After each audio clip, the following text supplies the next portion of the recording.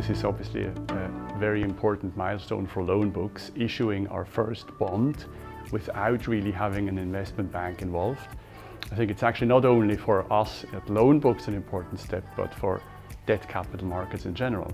So there is a certain level of, I'd say, nervousness and anxiety, but also excitement, because I do see the chance and the opportunity and not so much the potential risk.